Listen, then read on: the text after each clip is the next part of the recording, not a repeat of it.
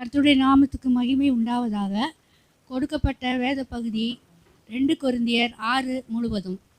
2 கொரிந்தியர் 6 முழுவதும். தேவனுடைய கிருபையை நீங்கள் விருதாவாய் பெறாதபடிக்கு உடன் வேலை ஆட்களாகிய நாங்கள் உங்களுக்கு புத்தி சொல்லுகிறோம். அனுகிரக காலத்திலே நான் உனக்கு செவி கொடுத்து இரட்சணிய நாளிலே உனக்கு உதவி செய்தேன் என்று சொல்லி இருக்கிறாரே.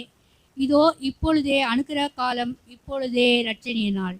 இந்த ஊழியம் குற்றப்படாதபடிக்கு நாங்கள் யாதொன்றிலும் இடரல் உண்டாக்காமல் எவ்விதத்தினாலேயும் எங்களை தேவ ஊழியக்காரராக விளங்க பண்ணுகிறோம்.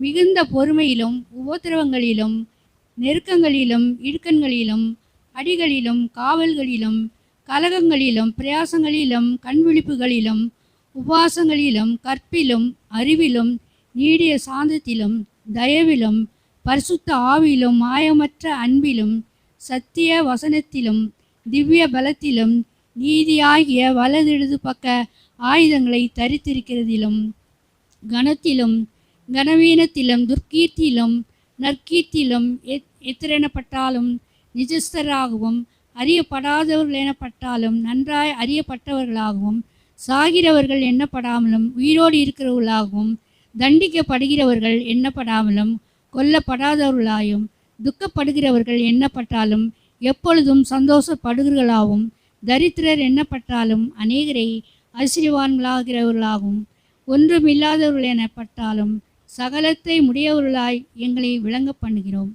கொரிந்தியரே, எங்கள் வாய் உங்களோடே பேச திறந்திருக்கிறது, எங்கள் இருதயம் பூரிக்கிறது, எங்கள் உள்ளம் உங்களை குறித்து நெருக்கமடையவில்லை, உங்கள் உள்ளமே எங்களை குறித்து நெருக்கமடைந்திருக்கிறது. ஆதலால் அதற்கு பதிலீடாக நீங்களும் பூரிப்பாகுங்கள் என்று பிள்ளைகளுக்கு சொல்லுகிறது போல உங்களுக்கு சொல்கிறேன். அந்நிய நுகத்திலே அவிசுவாசிகளுடன் பிணைக்கப்படாதிருப்பீர்களாக. நீதிக்கும் அநீதிக்கும் சம்பந்தம் ஏது? ஒளிக்கும் இருளுக்கும் ஐக்கியம் ஏது? கிறிஸ்துவுக்கும் பேலியாளுக்கும் இசைவேது? அவிசுவாசனுடனே விசுவாசிக்க பங்கேது? தேவனுடைய ஆலயத்துக்கும் விக்கிரகங்களுக்கும் சம்பந்தம் ஏது? நான் அவர்களுக்குள்ளே வாசம் பண்ணி அவர்களுக்குள்ளே உலாவி அவர்கள் தேவனாய் இருப்பேன், அவர்கள் என் ஜனங்களாய் இருப்பார்கள் என்று தேவன் சொன்னபடி நீங்கள் ஜீவனுள்ள தேவனுடைய ஆலயமாய் இருக்கிறீர்களே. ஆனபடியால் நீங்கள் அவர்கள் நடுவிலிருந்து புறப்பட்டு பிரிந்து போய் அசுத்தமானதை தொடாதிருங்கள் என்று கர்த்தர் சொல்லுகிறார். அப்பொழுது நான் உங்களை ஏற்றுக்கொண்டு உங்களுக்கு பிதாவாய் இருப்பேன், நீங்கள் எனக்கு குமாரரும் குமார்த்திகளுமாய் இருப்பீர்கள் என்று சர்வ வல்லமையுள்ள கர்த்தர் சொல்லுகிறார். ஆமென்.